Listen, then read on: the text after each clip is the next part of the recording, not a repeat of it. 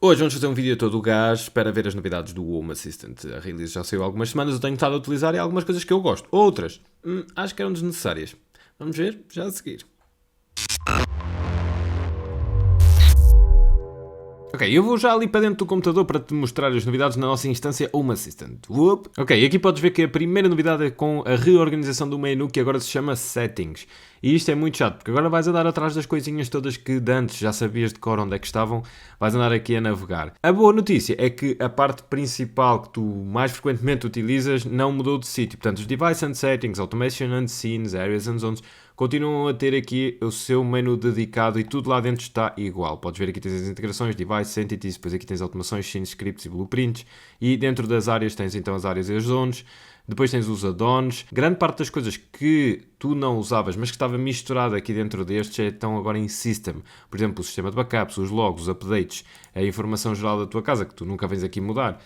E depois existem coisas que não têm ainda muito lá dentro, mas que estão já preparadas para receber outras informações. Por exemplo, no Storage só tens isto. No hardware não tens praticamente nada, só aqui atalhos para fazer shutdown e reboot, mas isto tem um roadmap que vai fazer crescer e, portanto, eles já arrumaram tudo nos sítios para poder, então, agora fazer crescer a informação dentro de cada um destes lugares.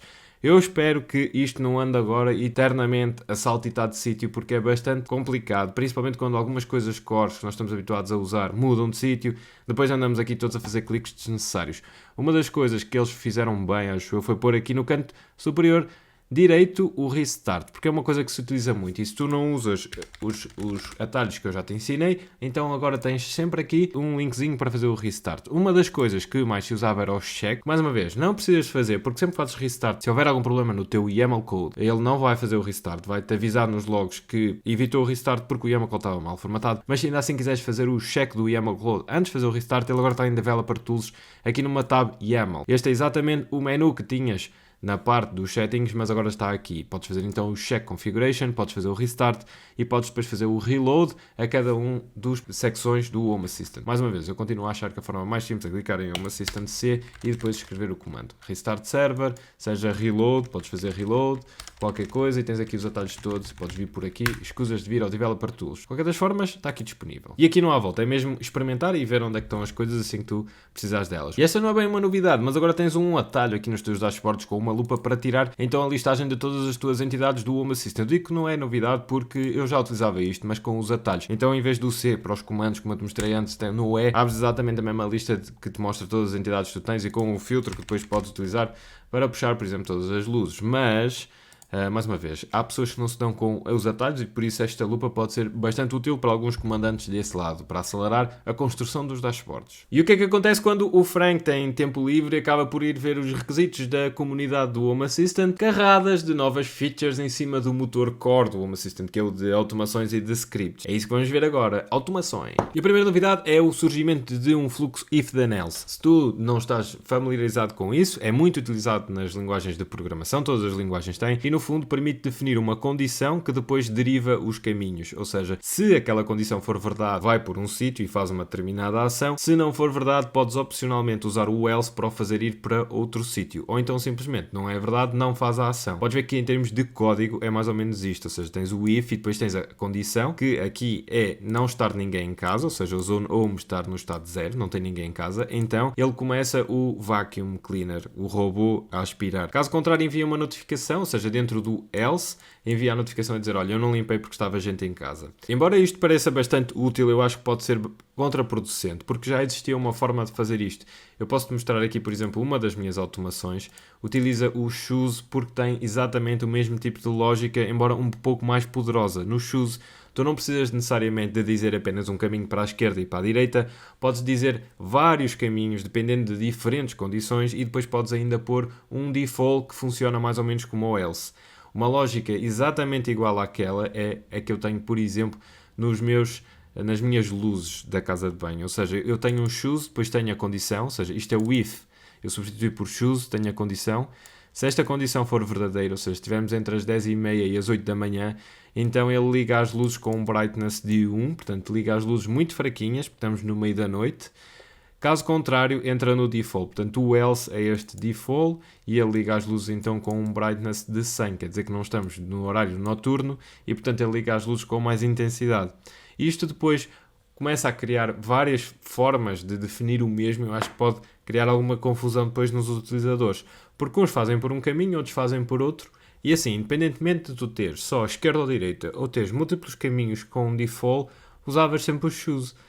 E começavas a habituar-te aos shoes. Assim pronto, tudo bem, nada contra, tens várias formas de fazer o mesmo e se for uma condição simples só de esquerda e direita, usas o if. Se tiveres vários caminhos possíveis e quiseres testar várias condições, depois à cabeça pôr um default, podes então usar os shoes. A outra novidade é então o calendar trigger nas automações. Eu tenho passado ao lado dos calendários porque não vejo valor acrescentado nos calendários. Eu acho que isto pode mudar tudo. É porque agora, quando começa ou quando termina um evento num determinado calendário que tenhas integrado no Home Assistant, podes então triggar uma automação. Um dos calendários que a maior parte das pessoas utiliza é, por exemplo, o do Gmail. Se tu integrares o teu calendário do Gmail, podes depois ter então uma forma muito mais visual e simplista de editar as tuas automações, principalmente aquelas que têm por base um trigger de tempo. Podes depois, por exemplo, eu aqui, todos os dias já consigo ver que vou desligar a luz de presença da Sofia e vou ligar a luz de presença da Sofia às 9 da noite, vou fechar as persianas dos quartos às 20h15 e é muito mais fácil visualmente tu conseguires editar isto e, por exemplo, dizer não, a partir de agora isto não vai ser às 9, vai ser às 9h15, save e guarda para todos os eventos, ok, pronto.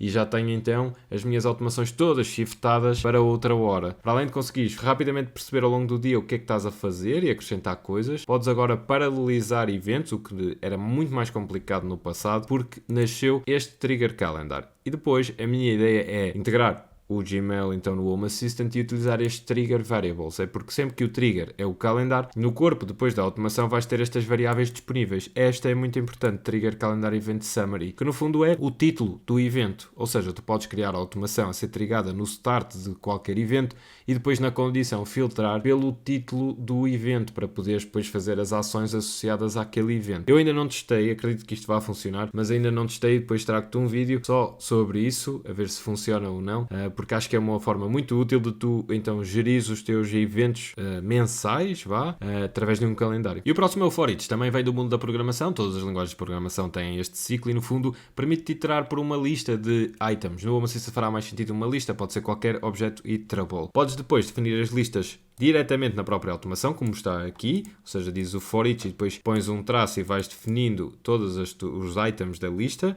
E eles podem ter múltiplas variáveis, neste caso tens language e message, e depois na parte das ações podes ir buscar com o repeat item e depois as variáveis que definiste em cada item da lista. Esta novidade não vem no GUI porque percebes, ok, é muito difícil de construir no GUI uma forma expedita de fazer estas construções mais complexas e por isso para utilizares vais ter que ir diretamente ao YAML. É ver isto como uma feature mais avançada, pronto, só disponível para os geeks. E ainda não acabou, como eu digo, o Frank foi para lá com tempo livre e pôs-se a desenvolver. Podes agora desabilitar triggers, condições e ações. Isto é muito útil principalmente na parte das condições, porque muitas vezes, principalmente quando é tempo, tu queres, por exemplo, definir uma condição para desabilitar o run de uma determinada automação e às vezes múltiplas condições conjugadas e agora podes simplesmente fazer disable de alguma delas para que o teu flow prossiga, sabendo que depois fazendo enable ele vai parar, mas para testes é muito útil. Uma das features muito importantes, eu acho que impactantes também, é este Continue on Error. É porque muitas vezes tu queres fazer uma ação, mas se ela falhar por algum motivo que tu não estás à espera, não queres bloquear a execução das ações seguintes.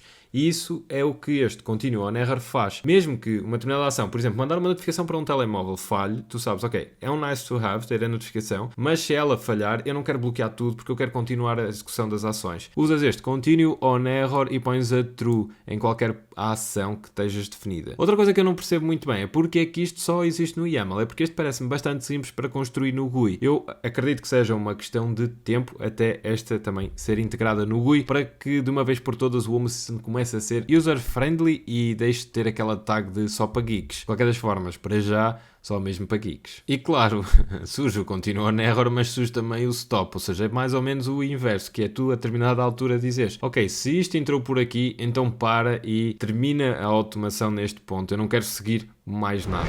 You shall not pass! E E assim podes parar num determinado ponto sem ter que andar a criar fluxos diferenciados. Podes ter tudo na mesma sequência e depois tens um ifzinho só a dizer, olha, se esta condição, então para. Esta já vem no GUI. Podes então ver aqui a imagem, já tens então um action type do tipo stop.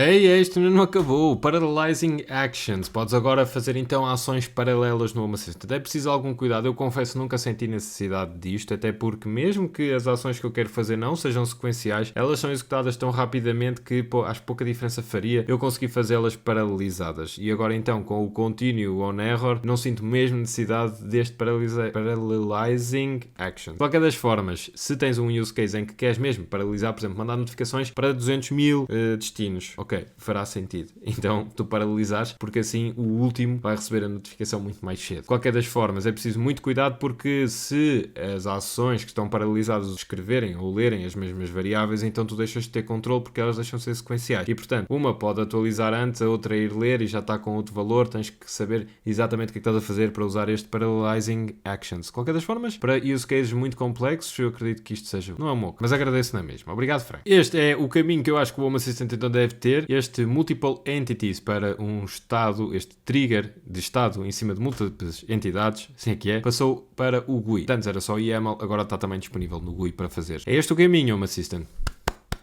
Tens aqui uma inversão num trigger que agora podes começar a utilizar o not matching to e from. Sempre que tens uma entidade com vários estados, de antes podias ter que listar todos os estados que querias que eles viessem do from. Agora podes simplesmente dizer aquele que tu não queres que ele esteja. Ou seja, se ele não vem, por exemplo, de unavailable, então trigger a ação. De antes podias ter que listar o on, o off e agora dizes só not from, unavailable. E finalmente saímos das automações para dizer a novidade aqui nos cartões, o God's Card Segment Colors, que agora te permite então definir 1, 2, 3, 4, 5 zonas em vez das tradicionais 3, ou seja, permite definir ali uma zona, uma red zone que fica nos extremos, depois uma yellow zone e depois a green. Isto é muito útil, por exemplo, para temperaturas e umidades, onde tu tens então um intervalo que é saudável e conforme te vais afastando desse intervalo começas a ter menos saudável e até o perigoso vermelho nas umidades, o perigo dos ácaros ali no vermelho. Muito útil este God's Card. Obrigado. Netzenfeckler.